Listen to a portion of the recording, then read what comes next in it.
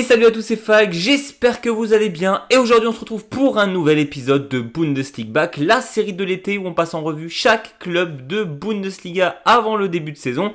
Et aujourd'hui, on va s'intéresser au Hamburger SV. Avant de débuter cet épisode, si cette série vous plaît, n'hésitez pas à vous abonner ou mettre un gros pouce vers le haut et d'aller checker le site Le Fußball, qui est un site qui parle de foot allemand. On est en étroite collaboration. Et si vous voulez en apprendre plus sur les clubs de Erste, Zweite Bundesliga ou de Dritte Liga, n'hésitez pas à aller checker ça. Il y a plein d'articles, vous en apprendrez beaucoup plus. Et nous, on est parti pour parler du HSV.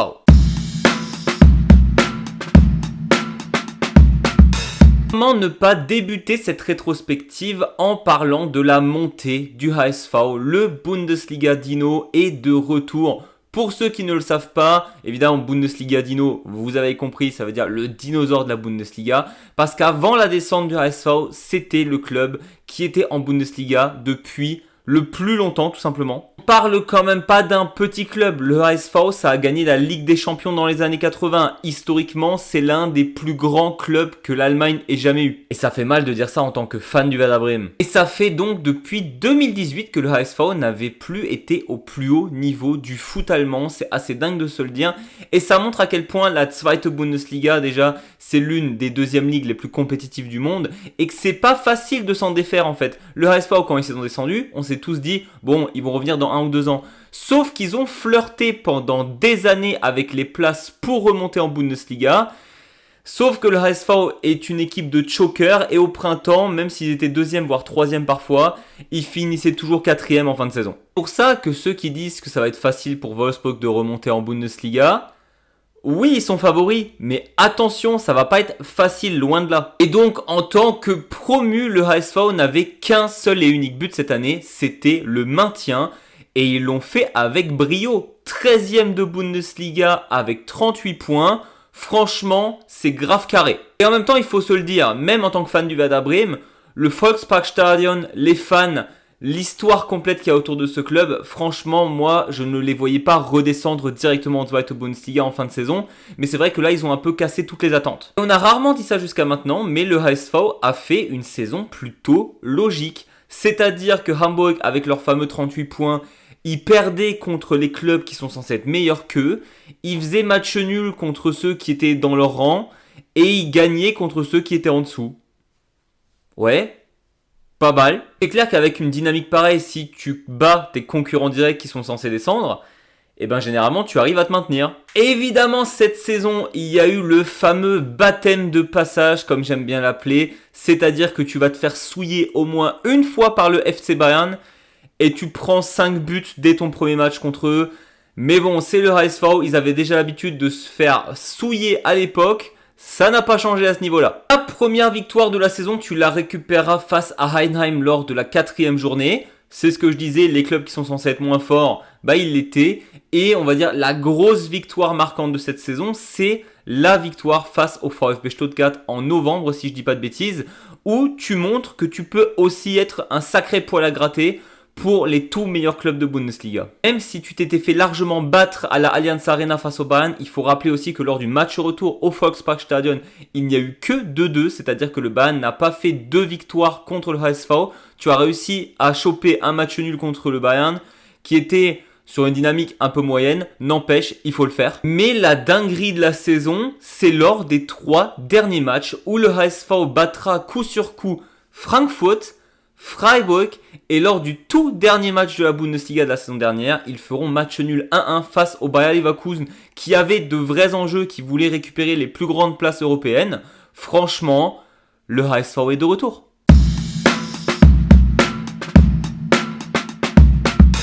On arrive au point fort et au point faible après cette petite rétrospective pour une fois. Et on va commencer par un point essentiel. Le Hamburger SV, c'est une défense solide. On s'y attendait, c'était déjà le cas en Zweite Bundesliga.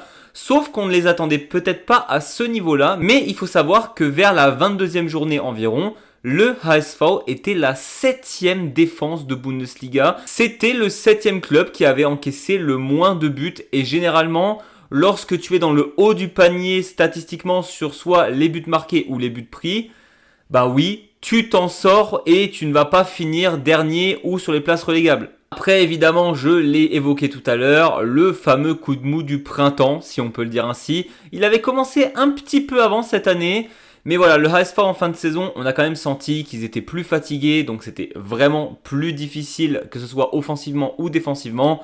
En même temps, c'est un promu, ils doivent s'habituer à la ligue, c'est normal. Et néanmoins, 54 buts encaissés, c'est vraiment pas dégueu. Quand tu vois Hoffenheim et Stuttgart qui sont 4e et 5e de Bundesliga, qui ont encaissé chacun 49 et 52 buts, tu n'es vraiment pas très loin de ces standards-là.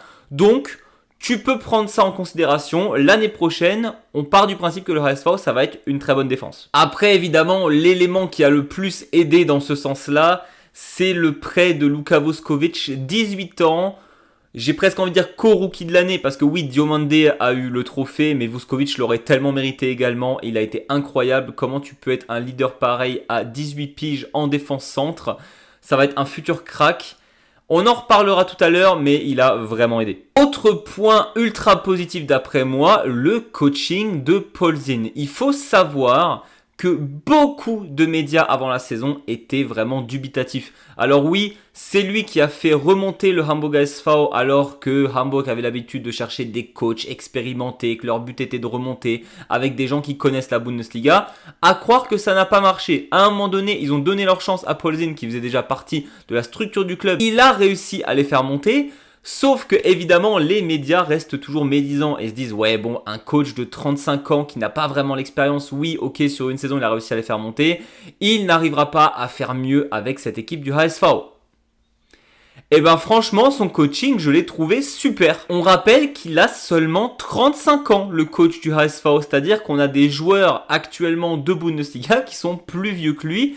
Et ce que j'ai adoré du côté de Paul Zinn, c'est qu'on n'a pas eu un promu qui était en mode on joue bloc bas et le but c'est juste de survivre à cette ligue. Ce n'était absolument pas le jeu du HSV. Clairement le HSV actuel c'est une équipe défensive et oui ça se base autour de ça. Sauf que Paul Zinn, on a plusieurs matchs où le HSV a pris le jeu à son compte, a joué la possession de balle, a tenté des choses. Franchement, un super coaching. Moi, j'ai très hâte de le voir encore se développer parce que il est très bon ce mec. Et autre chose que j'apprécie vraiment avec cet effectif, déjà que je trouve plutôt varié, tu as certains très bons jeunes, tu as quand même beaucoup de joueurs d'expérience, c'est vrai, mais il y a une réelle adaptation du groupe à la Bundesliga. Le début de saison n'était pas facile. Avant ta victoire face à Heidenheim lors de la 4e journée, tu te disais bien que le HSV était un promu et que ça allait être compliqué pour eux. Et pourtant, petit à petit, tu as réussi à t'adapter à la ligue, tu as commencé à chercher des victoires, tu as commencé à faire des matchs nuls contre certains gros de la Bundesliga et à la mi-saison, tu étais même dans la première partie de tableau et le HSV, ça me tue de le dire, mais a été pendant un long moment le meilleur club du Nord. Et d'ailleurs, vu que St. Pauli et Wolfsburg sont descendus et que le Werder a fini 15e, le HSV était le meilleur club du Nord. Tu rajoutes à ça la super fin de saison où tu as quand même matraqué des cadors de la Bundesliga. Et ben franchement, chapeau, le HSV a fait une très belle saison. Bon, les points faibles, on va pas tourner autour du pot, mais le mercato t'a fait très mal jusqu'à maintenant. Évidemment, Vuskovic n'était que en prêt et tu ne pouvais absolument pas t'aligner sur Brighton qui a mis plus de 50 millions sur le joueur. Impossible. Tu as Baldé aussi qui est parti, si je ne dis pas de bêtises, soit à Lyon, soit au Racing Club de Strasbourg.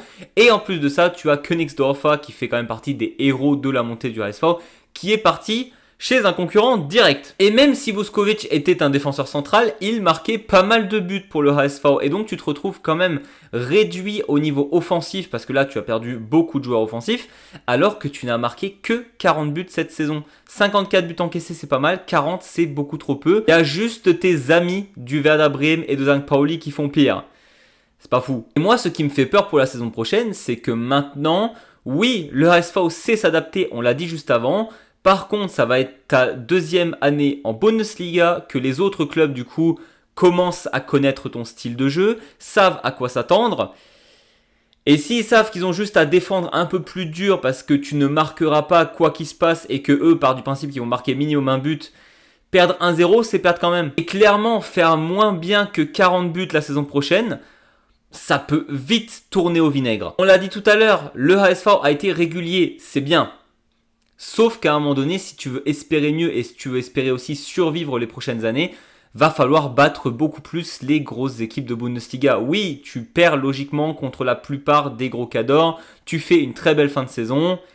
N'empêche, va aussi falloir essayer de chercher des points face à eux. Tu peux pas te contenter juste de battre les plus petits, faire match nul contre ceux qui sont environ à ton niveau dans le classement et perdre automatiquement face à ceux qui sont au-dessus. Si tu veux espérer mieux, va aussi falloir battre ceux qui sont au-dessus parce qu'il suffit juste que ceux qui sont en dessous de toi au classement te battent une ou deux fois. Tu peux te retrouver très rapidement dans la galère. Pareil, les matchs nuls. Faut concrétiser, c'est arrivé parfois que le HSV avait la possession de balle, avait les occasions lors d'une rencontre, mais n'arrivait pas à concrétiser. Et ça peut leur faire très très mal pour la suite. Là, on parle pas seulement de maintien, je pense qu'à la longue, le HSV va vouloir faire partie de la première partie de tableau. Offensivement, pour l'instant, c'est beaucoup trop limité. Ça serait d'ailleurs mon dernier petit point. Oui, tu as été serein la saison dernière pour la montée, tu as fini 13e. Par contre, finir sereinement 13e ne veut pas dire que tu étais serein globalement. Le HSV n'est pas installé en Bundesliga. On n'est pas en train de se dire que c'est le club de l'époque qui était absolument légendaire et qu'ils ne vont pas redescendre. Il y a vraiment moyen actuellement, avec l'effectif et tout ce qui se passe autour, que le HSV soit encore en danger l'année prochaine.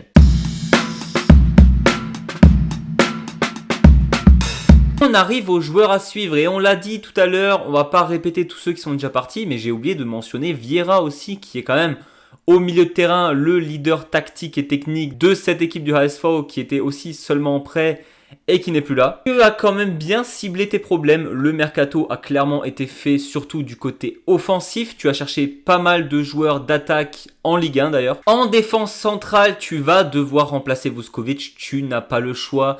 Évidemment que tu n'auras pas un jeune joueur aussi talentueux que lui, ça n'existe pas actuellement. Mais le HSV a quand même bien ciblé le problème également et ils sont actuellement en pourparlers avec Burnau, le défenseur central de Leeds qu'on connaît déjà en Bundesliga car il a joué à Wolfsburg, il a joué au 1. FC Köln. C'est un bon joueur, il a de l'expérience, maintenant il est milieu de la vingtaine ce joueur je pense. Et donc il t'amènera clairement la solidité défensive dont tu as besoin, même si tu ne remplaceras pas évidemment le talent de Vuskovic. Pareil, en pourparler ne veut pas dire qu'il est déjà là. J'espère que ça va se faire pour eux. Un joueur qui m'intrigue beaucoup, il est arrivé librement de Leicester, c'est Patson Daka. Voilà, on verra bien. Bon, Leicester, je sais que ça s'est un peu cassé la figure en Angleterre alors qu'il y a 10 ans ils étaient champions. C'est des choses qui arrivent, les clubs, ça part, ça monte, ça redescend. Mais j'ai l'impression, au vu du profil, au vu de ce que j'en ai vu, que c'est un joueur qui peut fit tellement bien avec le système Polzin. Donc j'ai très très hâte de le suivre avec le HSV l'année prochaine. Mais clairement, à l'instant T, je le dis souvent, j'espère que le HSV va se bouger un peu plus. J'en attendais vraiment beaucoup plus de la part de ce club quand même historique qui peut attirer facilement des joueurs. Parce qu'il y a un certain prestige de jouer à Hamburg. Il va falloir vraiment se bouger un peu plus avant la fin du mercato. Parce que là, l'effectif, il me semble encore assez affaibli. Mais mon joueur à suivre du côté de Hamburg la saison prochaine, c'est un tout jeune joueur qui est déjà dans l'effectif. Il s'appelle Otto Stange. Je ne sais pas si vous le connaissez, jeune numéro 9 de 19 ans. Et alors pour le coup, je suis ultra fan de son profil. C'est un joueur qui a un instinct de buteur de fou. Il va automatiquement dans la surface et son premier but, c'est de marquer. Il est ultra explosif, je le trouve dynamique comme pas possible, même pour 19 ans. Le premier pas, c'est simple, Stange, il te met du monde à l'amende. Franchement, si vous le regardez jouer, vous le verrez, il a une mobilité de fou malade ce joueur. Et en plus de ça, tu vois qu'il a la niaque, tu vois qu'il a la hargne. Il va toujours presser sur le ballon. C'est vraiment un numéro 9, mais qui n'attend pas la balle. Il va chercher les balles et ça, c'est quelque chose que j'adore. J'adore cette mentalité-là. Il participe au jeu, il est agressif. Franchement, Stange, il y a un monde où la petite chose offensive qui manque au HSV, c'est tout simplement lui qui explose vu que sa marge de progression, elle semble encore illimitée. On arrive à mon pronostic de la saison pour le Hamburg HSV. Est-ce qu'ils feront quelque chose d'exceptionnel cette saison ? Je ne pense pas, et d'ailleurs je vais être très peu original sur ma prédiction. Je pense qu'ils feront comme cette année, qu'ils finiront 13e de Bundesliga. Même si l'effectif me semble encore réduit, je fais confiance à ce club pour faire les ajustements, pour avoir plus de joueurs avant la fin du mercato qui vont fitter parfaitement avec le système Polzin. Paulsen, en parlant de lui, j'ai vraiment confiance en lui. Je pense qu'il va s'adapter. J'ai aussi confiance en cette défense du Hamburger SV qui va vraiment limiter les dégâts. Et c'est pour ça que je pense qu'ils feront une saison très moyenne, peut-être encore autour de ces 38 points, peut-être même un peu moins, mais qui finiront 13e en fin de saison et qu'il faudra attendre la saison prochaine pour peut-être vraiment voir une grosse évolution. Voilà, c'était tout pour moi. J'espère que cette vidéo vous a plu. N'hésitez pas vous à me donner votre avis sur le HSV. Que vont-ils réussir la saison prochaine? Nous, on se retrouve demain pour une nouvelle vidéo de Bundesliga Back et d'ici là, je vous dis, servus!